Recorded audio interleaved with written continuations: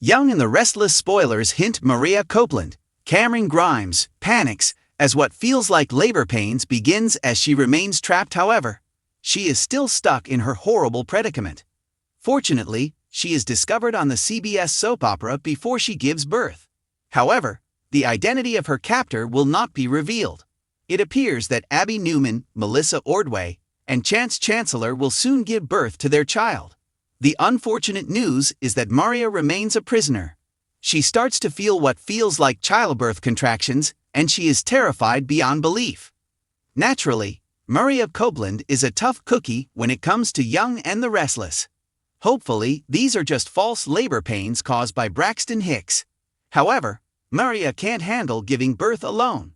Mariah Copeland is positive that she will give birth to this tiny bundle of joy in that small room by herself when the pains begin.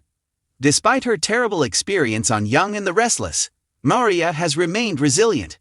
For the sake of Bowie, Mariah tries her hardest to maintain her composure, but as she feared on Young and the Restless, Mariah Copeland will not give birth to the baby alone.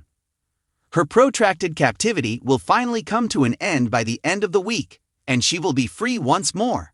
However, what occurs prior to her rescue? Spoilers tell us Dr. Ben Stitch Rayburn, Sean Kerrigan, may be a part of the rescue party. Stitch came back to town at the most convenient moment and showed up at Abby's house right away. His timing is suspect since Mariah's loved ones just received a text message from Mariah Copeland on Young and the Restless. Spoilers certainly keep pointing to Ben as the kidnapper. From his strange behavior to his obvious strong attraction to Abby, he is the #1 suspect. He also made up that hospital job. And what better way to find his way back into the pretty blonde's heart than to create a drama, and then hold her hand during the process? According to Young and the Restless spoilers, Stitch might be the one to assist in finding Mariah and giving birth. Such a situation would cause Abby to view Ben as her hero. No doubt he would use the situation to his advantage. With Chance Chancellor nowhere to be found, the Newman here will need someone to lean on, and Ben's positioned perfectly. Current Y&R updates report the stolen surrogate storyline comes to a head. However, it seems the identity of her captor might remain a mystery. Recall, she has not seen the face of her captor. So, Mariah has no idea who is holding her or why. All she knows is that she's in a room and is given good nutrition and vitamins. But shortly on Young and the Restless, the redhead's telephone will be the clue to her location. Kevin Fisher, Greg Rickhart, cracks the block and tells Ray Roselles, Jordi Villasuso, where to find her phone. Of course, it won't show who the culprit is. So if it is Ben, he can continue to grow closer to Abby without anyone knowing what he did on Young and the Restless. Sean Kerrigan returns to Y&R for a limited run. But Young and the Restless spoilers suggest the writers opted to keep him around. Ben will therefore be in town for a lot longer than he had planned. This plot could take an interesting turn. Abby may return to his ex-husband's arms, only to then find out he was behind all of this baby mama crap. Stay tuned to CBS Daytime to watch Mariah Copeland rescued. Tension is nearing a breaking point in Genoa City as the unexplained disappearance of Mariah Copeland grows into a crisis that no one is prepared for. When those closest to Mariah learn that she is not only absent but also in labor, the silent panic that has been simmering beneath the surface finally explodes. What was once an unsettling absence becomes a fight for survival with stakes higher than anyone thought. Yet even when Mariah is found and brought to safety, one horrifying reality still hovers in the air. Her abductor remains unidentified. Furthermore, the unidentified criminal might still be hiding in the shadows, watching, waiting, and preparing to attack.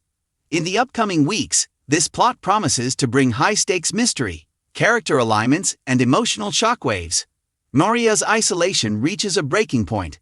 Trapped in a desolate, solitary environment with no windows, no interaction, and no clue as to who or why she was taken, Mariah has been experiencing a gradual psychological unraveling. She was terrified when she first arrived in captivity, but as her pregnancy went on, that fear turned into resolve. She was reminded that she was in charge of more than just her own survival with each kick, constriction of her stomach, and pressure. Her hope came in waves, strong at times and waning at others.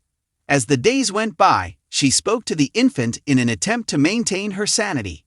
She clung to recollections of Devon's soothing confidence, Abby's faith in her, Sharon's warmth, and Tessa's voice.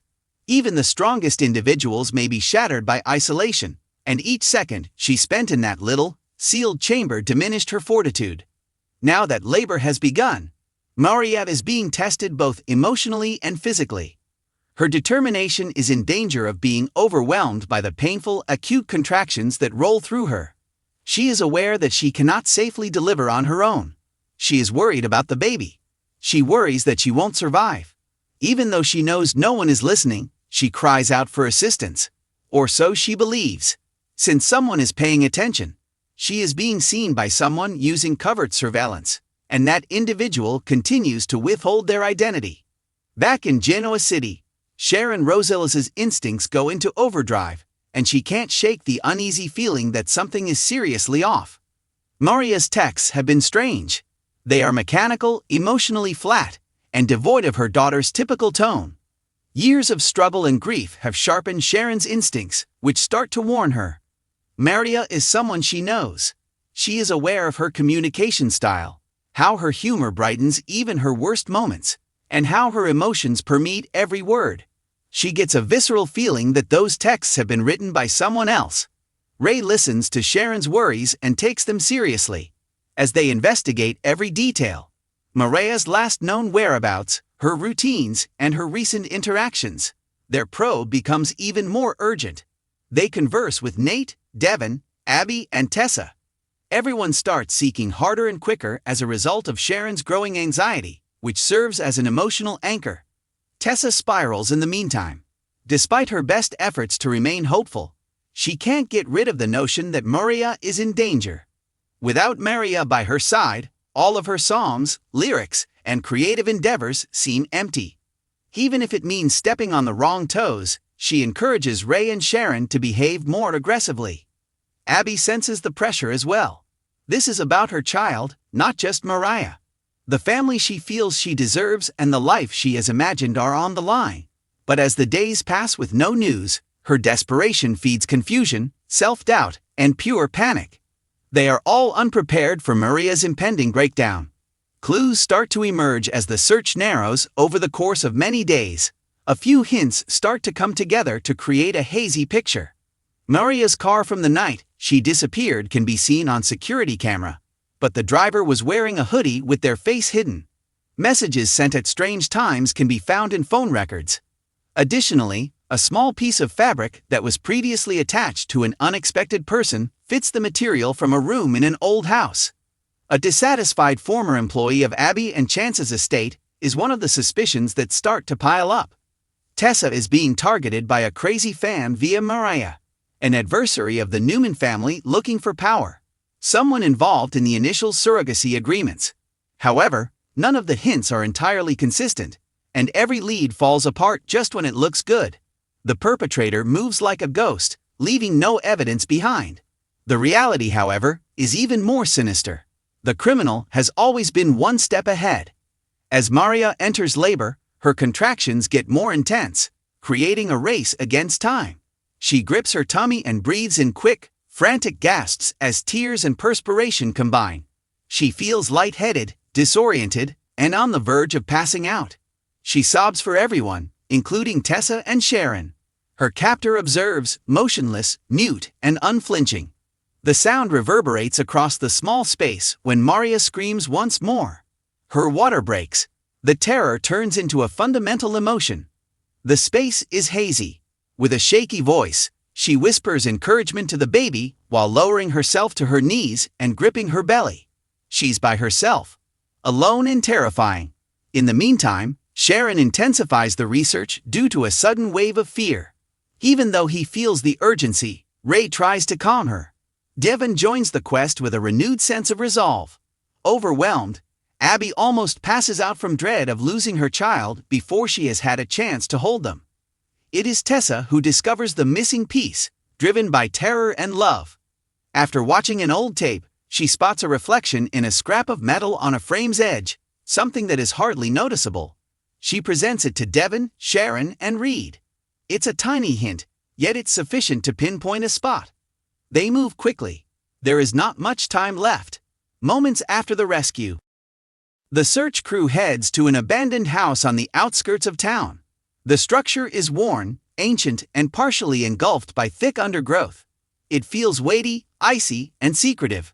With her weapon drawn, Ray advances first, followed closely by Devon, Abby, and Tessa.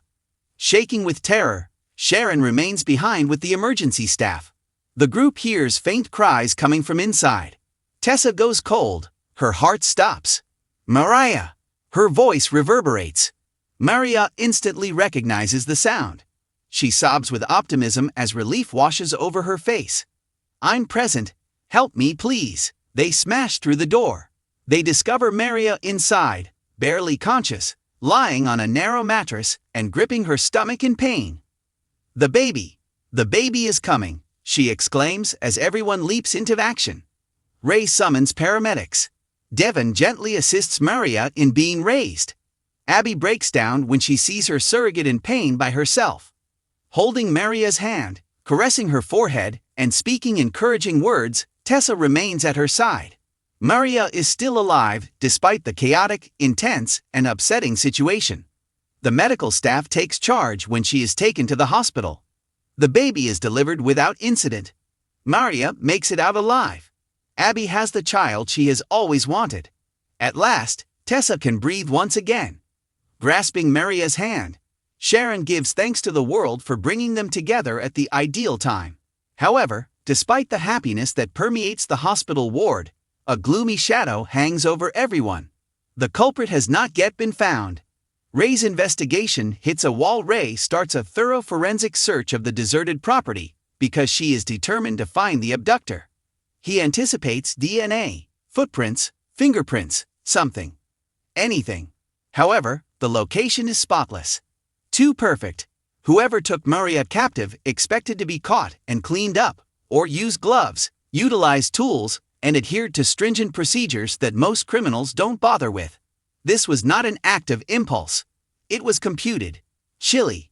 Expert. Something chilling descends upon Ray. The person who abducted Mariah had experience.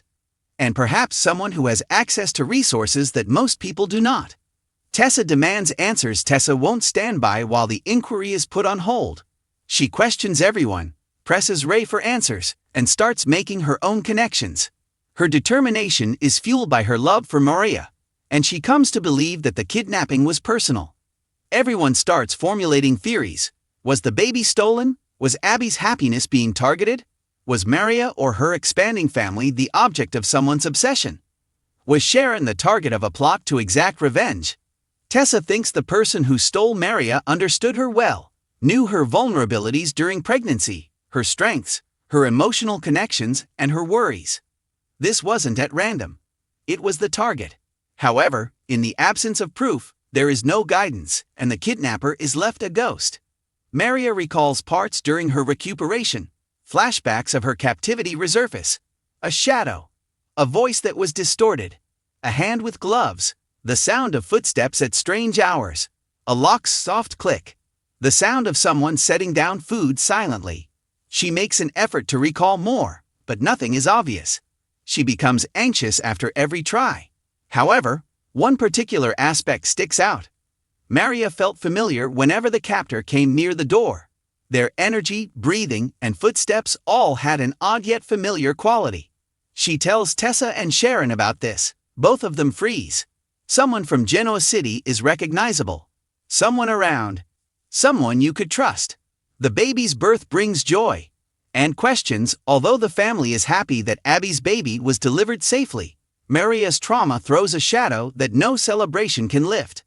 Although Mariah has emotional difficulties, Abby does her best to express her appreciation and support for her hardship. She feels cut off, perplexed, furious, broke the law. The baby is hard to hold. It's overwhelming to be in Abby's presence. Mariah feels bad for not being happy for Abby, even as Tessa attempts to console her. Everyone makes an effort to proceed with thankfulness, but Mariah's recovery is just getting started. She is constantly plagued by the worry that the person who hurt her is still out there. The culprit is still dangerous and hidden. The plot closes in a terrifying way. The camera pans to a pitch-black chamber late at night. On a laptop, a figure watches video of Mariah sobbing, pleading, pacing, and clutching her aching stomach. The criminal continues to keep an eye on her. I am still observing her, still completely enamored, and still resolved to remain unnoticed. When two gloved hands close the laptop, the screen closes.